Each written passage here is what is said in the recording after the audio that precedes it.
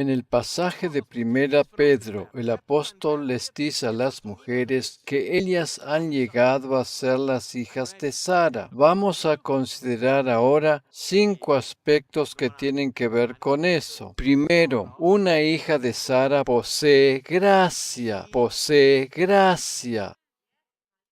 Volvamos a considerar el versículo 7. Y vosotros, maridos, igualmente, convivid de manera comprensiva con vuestras mujeres, como con un vaso más frágil, puesto que es mujer, dándole honor como a coheredera de la gracia de la vida, para que vuestras oraciones no sean estorbadas. La mujer es coheredera de la gracia juntamente con el hombre. Dios colocó en ella una gracia especial, diferente a la del hombre. Esta gracia especial no tiene nada que ver con los dones espirituales acerca de los cuales nos habla el libro de 1 Corintios capítulo 12. El apóstol Pedro insta aquí a los hombres a darse cuenta que las mujeres tienen una gracia especial que ellos no poseen. La Biblia dice en Proverbios capítulo 18, versículo 22, leemos de la versión Biblia de las Américas: el que halla esposa halla algo bueno y alcanza el favor. Esto es igual a gracia del Señor y alcanza el favor del Señor. Esta es una gran verdad, y los que hemos hallado esposa somos verdaderamente afortunados, pues Dios le otorgó gracia a la mujer. La mujer, como hija de Sara, se identifica con la gracia divina. Cabe recordar que Abraham y Sara nos hablan del pacto de la gracia. Podríamos decir que el pacto que Dios hizo con ellos fue el prototipo del nuevo pacto. Por eso dice la Escritura que Abraham es nuestro padre en la fe. Más específicamente, Abraham representa la fe y Sara la gracia. Por el hecho de que Dios otorgó una gracia especial a la mujer, ella es sostenida también por su gracia. Segundo aspecto, una hija de Sara es bendecida. En Génesis capítulo 12, versículo 16, leemos lo que sucedió con Abraham y Sara antes de que Dios cambiara sus nombres. Y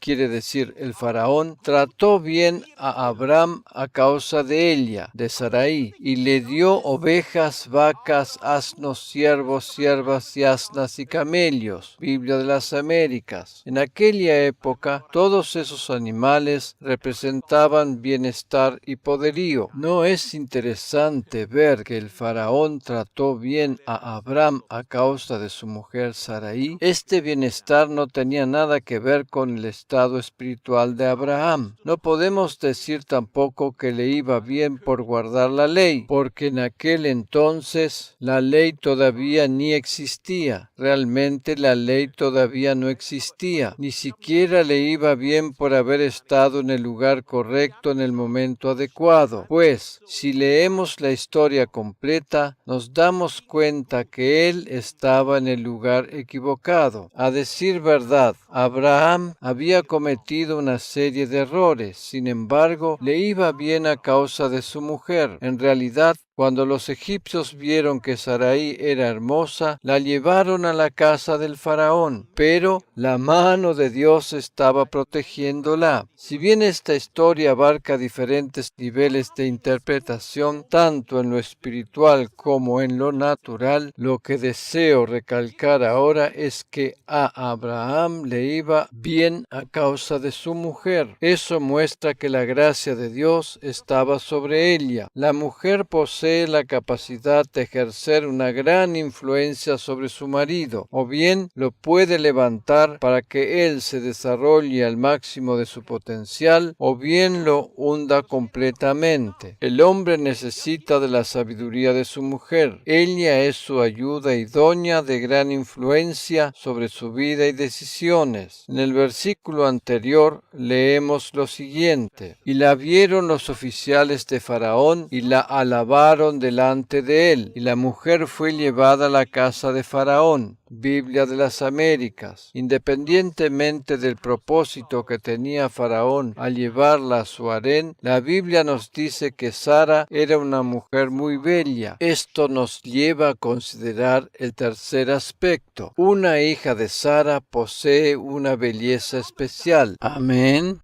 Cuando se habla de belleza de la mujer, lo primero que viene a nuestra mente son los estereotipos que nos dicta la sociedad actual. Sin embargo, dejando de lado eso, es más que evidente que Sara era una mujer hermosa aún a pesar de su edad. Hay quienes que al leer este pasaje piensan que el faraón representa algo espiritual. Sin embargo, permítanme hacer la siguiente aclaración. El faraón era un hombre que no conocía a Dios y sus ojos se concentraban solamente en la belleza física y no necesariamente en la belleza espiritual. ¿Me entienden lo que quiero decir?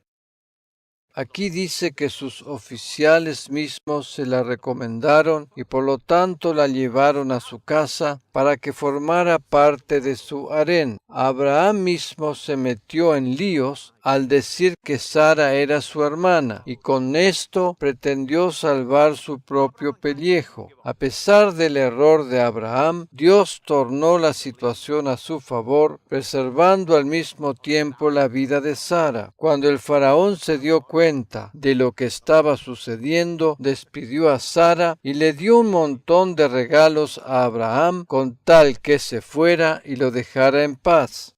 Mujer, tú eres hermosa porque Dios es hermoso y todo lo que Él hace es bello. Tú eres una hija de Dios y una hija de Sara. Por lo tanto, tú también eres hermosa. Cuando hablamos de belleza, no nos referimos solamente a lo externo y físico. La definición divina de la belleza es diferente al concepto del mundo. Dios mira el interior de una persona. Cada mujer que está bajo la gracia divina no solo es hermosa interiormente, sino que su belleza externa es cada vez más acentuada. La gracia divina tiene también influencia positiva sobre el cuerpo físico. Jesús, la gracia divina personificada, quita todo lo desabrido de nuestras vidas y nos otorga sabor y color. Amén. Así como transformó el agua en vino en las bodas de Caná, así lo hace también ahora. Es de suma importancia que nos veamos desde la perspectiva divina. Cuarto aspecto, una hija de Sara es atractiva. Vamos a considerar nuevamente el pasaje de Primera de Pedro capítulo 3 para leer allí los versículos 3 al 6. Como dije, leemos en la versión Biblia de las Américas. Y que vuestro adorno no sea externo, peinados ostentosos, joyas de oro o vestidos lujosos, sino que sea el yo interno, con el adorno incorruptible de un espíritu tierno y sereno, lo cual es precioso delante de Dios. Porque así también se adornaban en otro tiempo las santas mujeres que esperaban en Dios, estando sujetas a sus maridos. Así obedeció Sara a Abraham, llamándolo Señor. Permíteme mostrarte ahora qué es lo que hace que una mujer sea atractiva. Para eso vamos a considerar el siguiente gráfico. La belleza insobornable de una mujer se pone de manifiesto en su espíritu tierno y sereno, en su confianza en Dios y en la sumisión a la autoridad de su marido. Confiar en Dios significa que no debe temer que su marido la llegue a aterrorizar si se somete a su autoridad. La mujer no es menos que su marido, ni pertenece a una categoría inferior. Amén. Dios le ha otorgado un rol diferente a cada uno. Tener un rol diferente no equivale a desigualdad. Esta es la belleza que se pone de manifiesto por medio de los valores interiores. Amén.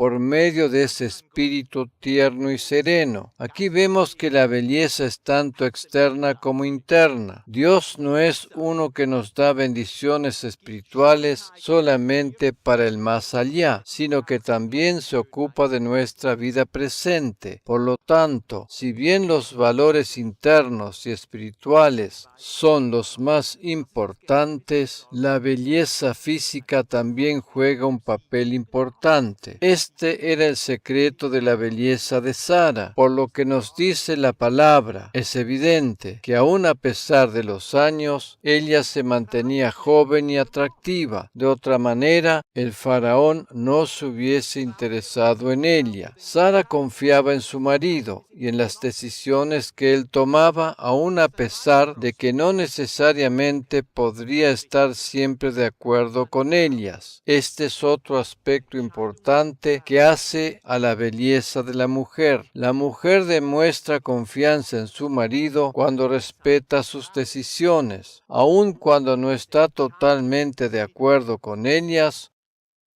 o cuando necesita algo más de tiempo para poder entenderlas y aceptarlas. Sara le llamaba Señor a Abraham. Sara le llamaba Señor a Abraham. En mi próxima enseñanza voy a referirme más en extenso a este aspecto. Aparte de estos 4 aspectos que acabo de mencionar, hay otro que también tiene que ver con el rol de la mujer. 5º aspecto. Una hija de Sara tiene un cuerpo bendecido que produce fruto. Por muchos años, Abraham y Sara no pudieron tener hijos a causa de la esterilidad de Elia. Eso significaba una carga para su relación conyugal. Así y todo, ellos habían recibido la promesa de parte de Dios, que iban a tener un hijo. Sara era de edad avanzada cuando quedó embarazada y su cuerpo produjo fruto.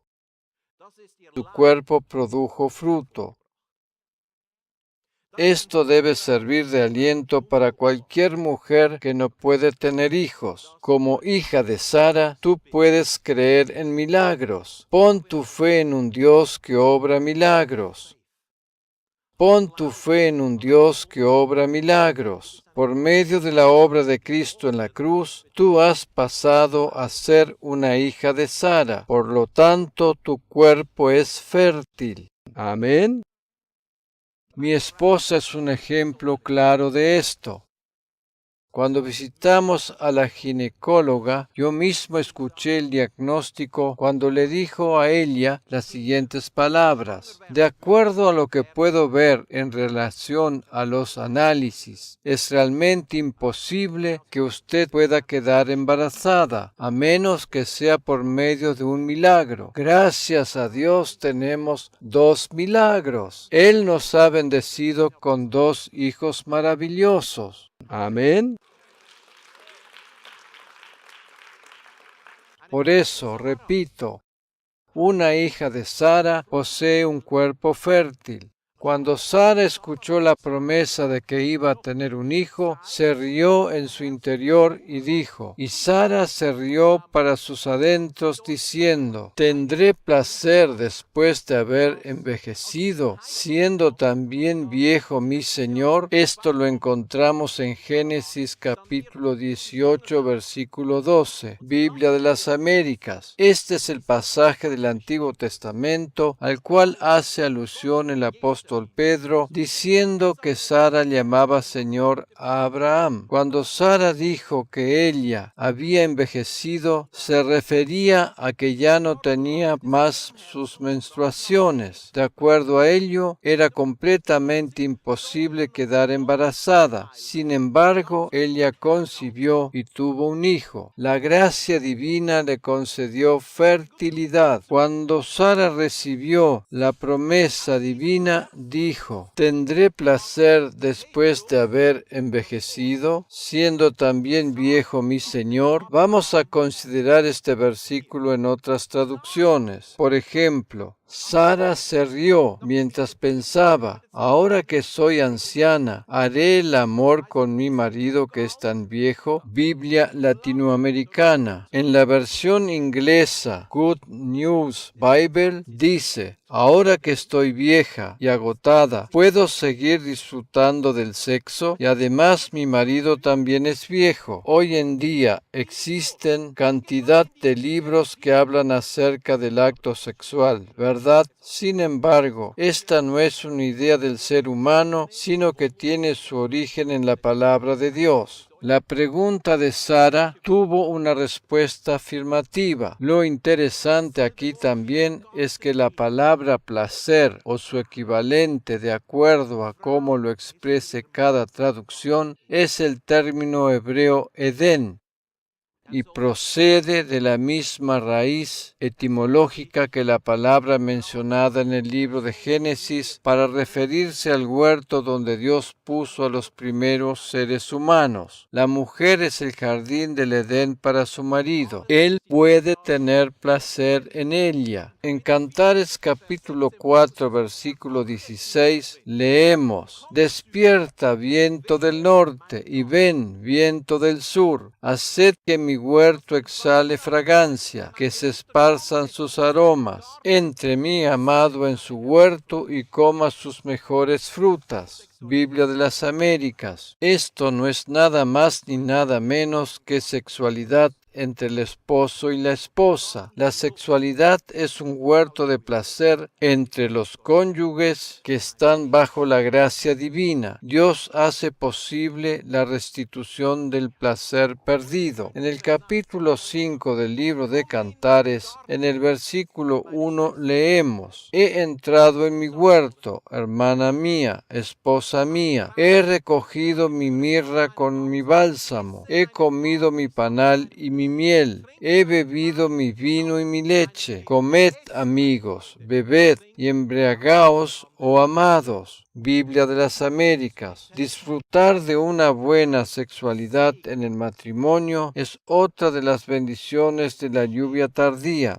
Disfrutar de una buena sexualidad en el matrimonio es otra de las bendiciones de la lluvia tardía. La palabra de Dios tiene mucho para decirnos en cuanto a este tema. El mismo apóstol Pablo hace referencia a la unión de los cónyuges para ilustrar la unidad que existe entre Cristo y su iglesia. De acuerdo a la perspectiva divina, la sexualidad corresponde dentro del matrimonio. En Génesis 2, versículo 24, Dios dice: Por tanto el hombre dejará a su padre y a su madre y se unirá a su mujer y serán una sola carne. Biblia latinoamericana. Por lo tanto, el hombre dejará a su padre y a su madre y se unirá a su mujer y serán una sola carne. Cuando un hombre alcanza su madurez y encuentra la mujer de su vida, sale de la autoridad de sus padres y pasa a honrarlos.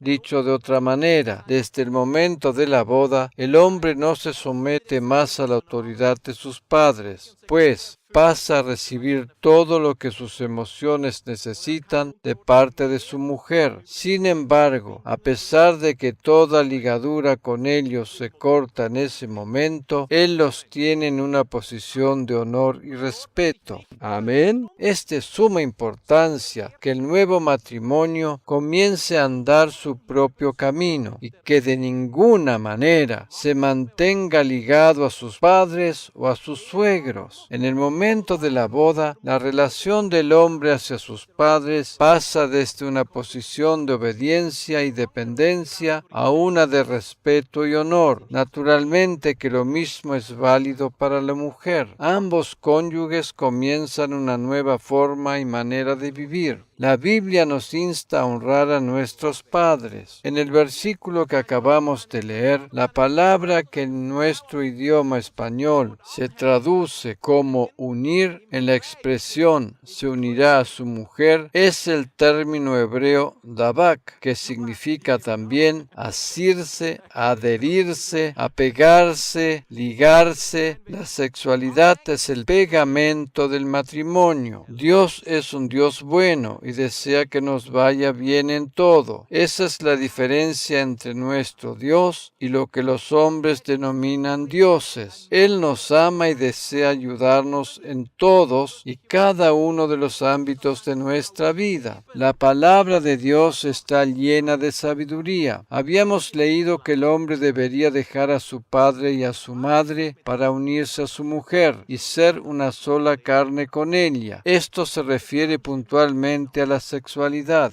Todos sabemos que cuando utilizamos un pegamento, por ejemplo, cola o engrudo, después que unimos las partes que deseamos pegar, siempre sobresale o sobra un poco y queda adherido ya sea en las manos o en otra parte donde no necesariamente deseamos utilizarlo, ¿verdad? Teniendo en cuenta esto, permíteme mostrarte ahora por qué es que decimos que la sexualidad corresponde dentro del matrimonio. Deseo compartir ahora contigo un artículo publicado hace muy poco tiempo que tiene relación con esto. Por un lado, es una verdad desagradable, pero por otro lado, nos muestra la importancia de practicar la sexualidad dentro del marco del matrimonio y enseñarle a los jóvenes también esto. El artículo en cuestión se titula "Las mujeres llevan para siempre el ADN del hombre con el que se acostaron y con el que tuvieron relaciones sexuales". Según un estudio, las mujeres siempre llevan el ADN de los hombres con los que tuvieron relaciones sexuales. Por esta razón, las mujeres deben pensar cuidadosamente con quién acostarse. Inicialmente, este estudio solo trató de averiguar si las mujeres que estaban embarazadas con un niño podían ser más susceptibles a ciertas enfermedades neurológicas que son más comunes en los hombres. Pero cuando los científicos examinaron más a fondo el cerebro femenino, el estudio comenzó a desviarse mucho de su curso. Resultó que el cerebro femenino es aún más misterioso de lo que se pensaba. El estudio llegó a la conclusión que los cerebros femeninos a menudo contienen ADN masculino de otra persona, que es genéticamente diferente de las células que componen el resto de la mujer. Según este estudio, el 63% de las mujeres examinadas tenían ADN extraño en el cerebro, el cual estaba presente en varias regiones del cerebro. Los investigadores querían saber de dónde provenía el ADN masculino. ¿De los padres de las mujeres? No. Primero, los investigadores asumieron que todo el ADN masculino encontrado en el cerebro femenino provenía de un embarazo con un hombre. Sin embargo, las cosas salieron diferentes a lo que se pensaba. Incluso en mujeres que nunca antes habían estado embarazadas, también fue encontrado ADN masculino en sus cerebros.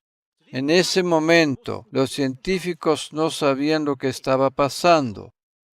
Por eso, trataron de ocultar las pruebas hasta que ellos pudieran entenderlas y explicarlas, e intentaron soterrarlas en muchos subestudios y artículos. Pero si se revisan todos esos estudios, se deduce de dónde provienen estas células de ADN masculino, de las relaciones sexuales. La relación sexual tiene implicaciones muy importantes para las mujeres. Cada vez que reciben esperma de un hombre, éste se convierte en una parte viva de sus vidas. Algunas mujeres incluso habrían portado el ADN masculino vivo dentro de sus cuerpos durante más de 50 años. El semen es algo vivo, se trata de células vivas. Cuando entra en tu cuerpo, penetra en tus tejidos, penetra en el torrente sanguíneo y se acumula en tu cerebro y tu columna vertebral. Es como lo que sucede en una película de ciencia ficción. Se convierte en una parte tuya y ya no puedes deshacerte de ella. Hay algunos casos que reportan que algunos niños no se parecen a sus padres. sino a su expareja sexual. Cuanto más ADN extraño hay en el cuerpo de una mujer, tanto menos habrá de parecerse su hijo al propio padre. Sabiendo esto, ahora empezamos a entender el poder y los efectos de las relaciones sexuales. Como dije antes, esta es una verdad desagradable. Sin embargo, cuando conocemos al Señor, Él puede restablecer todo aquello malo del pasado. Generalmente, la gente del mundo le aconseja a los jóvenes que lo único que tienen que tener en cuenta si quieren tener relaciones sexuales es que deben cuidarse de las enfermedades venéreas.